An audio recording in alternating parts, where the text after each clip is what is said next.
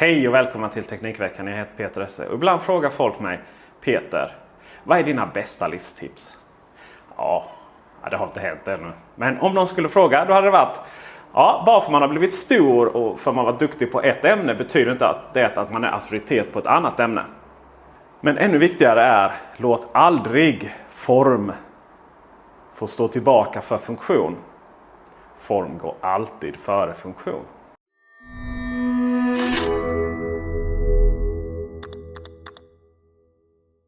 Jag tycker det är viktigt att leva som vi lär, och här till exempel det finns ingen klinkers eller någonting som skulle liksom förstöra harmonin här med den vita väggen. Förstör harmonin med den vita väggen, det gör ju varje gång jag steker någonting, men ja, det får måla man ju om. Men som här till exempel, jag har ju familj och så, sen har jag ju vänner, i alla fall 2 stycken, Tor och Marcus. Då hade man ju kunnat tro att det skulle behövas mer klädhängare än 1 och 2 galgar. Men hallå, jag är ju ingen klädbutik direkt.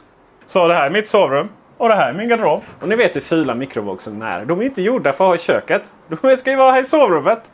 Enda problemet med det är att jag inte fortfarande hittat några knoppar som jag är nöjd med. Så att vi får väl se om det någonsin går att öppna de här garderoberna smidigt. Så då är frågan, hur gör man med surround-ljudet? Alla kan ju inte ha ett extra radhus med källare i bakfickan där vi kan bygga upp en hel atmosanläggning. Men samtidigt vägrar jag sätta upp högtalare här på väggen. Jag har kunnat gå så långt så att jag har satt hit en Sonos Beam. Det är kanske den enda soundbaren som är tillräckligt snygg för att få synas under tvn här. Och så en vacker dag när jag låg här på soffan och njöt av min stilrena tillvaro, så ringde det telefonen. Och jag svarade, och på andra sidan så var det någon från Ikea som presenterade sig och sa: Peter, vad är det som krävs för att du ska få ett par riktiga högtalare på väggen? Så här kan vi inte ha det. Jag lider ju med dig, pojk. Och jag svarade: ja, om ni släpper ett Sonos-system som ser ut som en lampa så ska jag nog kunna få in den i mitt rum. Nej, så var det inte. Jag hade ingen aning om det faktiskt förrän de presenterade de 2 Symfonisk-produkterna.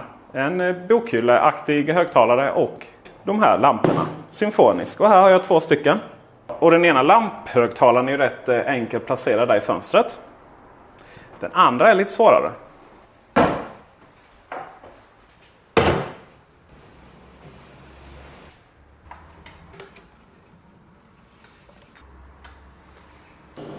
Vi startar igång Sonos-appen.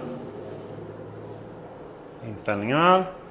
Lägg till högtalare eller sub. Fortsätt. Ja, det blinkar. Ja, det gör vi.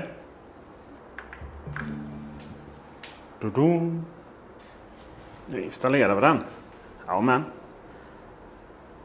Nej, men jag vill ju använda ett surround-högtalare.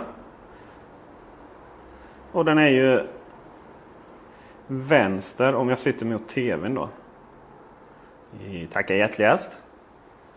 Ja, det vill jag så gärna. Ser ni att den har liksom redan fått med den fina symbolen. Ser vi grönt ljus? Vi kollar. Jag ser faktiskt vitt ljus. Okej. Oj. Fortsätt. Uppdateringar. Jag hade ju placerat mig här i soffan för att jag skulle kunna njuta direkt. Men ja, så brukar det vara, och det är nog inte många minuter kvar innan vi ska testa om hur bra det här fungerar i praktiken.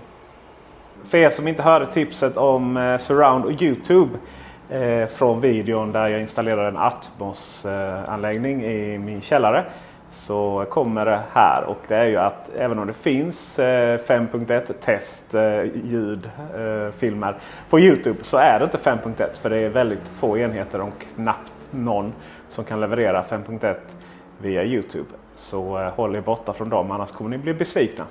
Och där var det då klart. Gud vad spännande. Det har ju hänt att folk har haft surroundljud hemma innan. Men jag känner liksom att det här är lite extra. Så gäller det att hitta något roligt som har märkbart ljud här. Surroundljud. Via Netflix.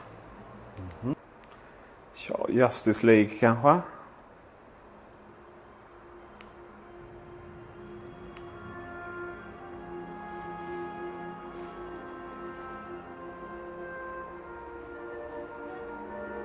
Wow. bara introt här liksom är ju framifrån tv, men jag sitter mycket mer i det så.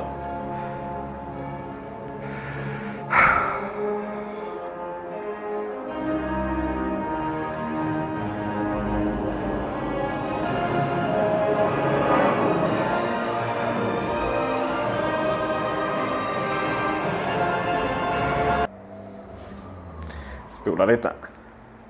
Lite våldsamt liksom. At last you call me home. You will not like your welcome. Oh, I think I will.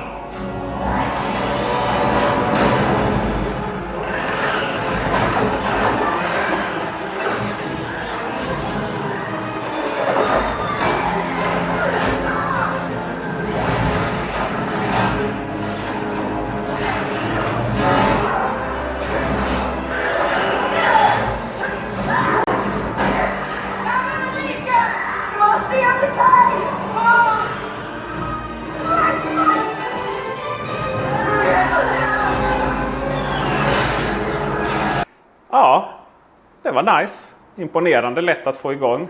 Den visar ju tydligt att den är tänkt att de här sakerna passar väldigt bra som bakre högtalare. Ser vi ju i appen. Den ber ju om en annan liknande lampa. Så det verkar inte helt tydligt om det går att till exempel ha en lamphögtalare så här och sen en annan Sonos One eller bokhyllehögtalaren från Ikea Symfonisk. Är det då värt sina 4 000 kronor ungefär som det kostar att koppla ihop det med sin Beam? Och totalt så får vi då ett surroundljud som har kostat 8 5 ungefär. Och det kan vara det om det här är huvudanläggningen som vi verkligen tittar på film. Vi tittar på film hela tiden. Och då får du ju framförallt 3 saker är det väl som vi får med det här. Nummer 1, det är ju de här surround-effekterna. Alltså om man står och karaktären hör något bakom sig eller hör från sidan är det väl snarare då i och med att vi inte liksom får de här högtalarna längre bakom oss. Sen ultimata är att ha surround-högtalare höger, vänster bakom en, inte vid sidan så här. Och då får du den väldigt tydliga effekten och då känns man, nu fick jag väl lite för pengarna. Men framförallt så handlar ju surround-ljud om att de alltid får allt ljud väldigt lite. Så att vi sitter liksom mer...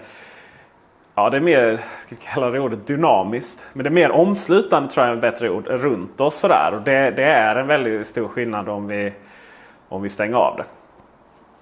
Men det är nog mer större skillnad att stänga av den och sätta på den, om man säger så. Det är väl där den här känslan kommer. Det blir liksom lite top notch. Sen har vi musik och där kan vi välja om vi spelar musik så kan vi välja om det ska vara full fräs på alla högtalare. Så att de fungerar som liksom utökade stereohögtalare i par. Nästan som multirum då, fast vi har det i samma rum. Eller om de då ska också bara spela lite lägre bak så att vi samma sak där får mer en omslutande inte källa utan vi får en omslutande musikkälla kan vi säga. Men huvudsakligen musiken kommer framför oss istället. Så det är också väldigt lätt och enkelt att ställa in i appen.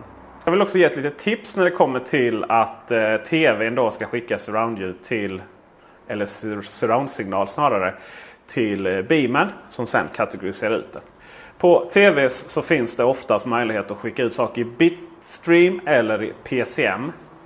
Och i många fall så är det bitstream eller kanske snarare i alla fall du ska skicka det i. För att många tv stödjer inte så kallad PCM mer än stereoljud. Och då betyder det att den kodar om ljudet till sig själv, maler ihop det lite till ett härligt stereoljud. Och då kommer inte de här högtalarna förstå vad som händer, utan då kommer du bara få själva den här atmosfäriska ljudet, men du kommer då inte få de här surround-effekterna istället. Det ska också sägas att det följer inte med några lampor när vi köper de här. Så vi måste tänka på att köpa en E14-lampa. De här har ingen färg i sig. Det är hue-lampor som ni ser, men de har ingen färg i sig. Så vi ska byta ut det till de här. Det kostar 800 spänn för 2. Det är inte gratis. Men så är de lila också. Lite av en favoritfärg. I med dem. På med glaset igen. Och därefter laddar vi hem någon app som påminner om någon form av disco. Trycker där. Säger till Google, starta musiken. Spela lite musik på Spotify.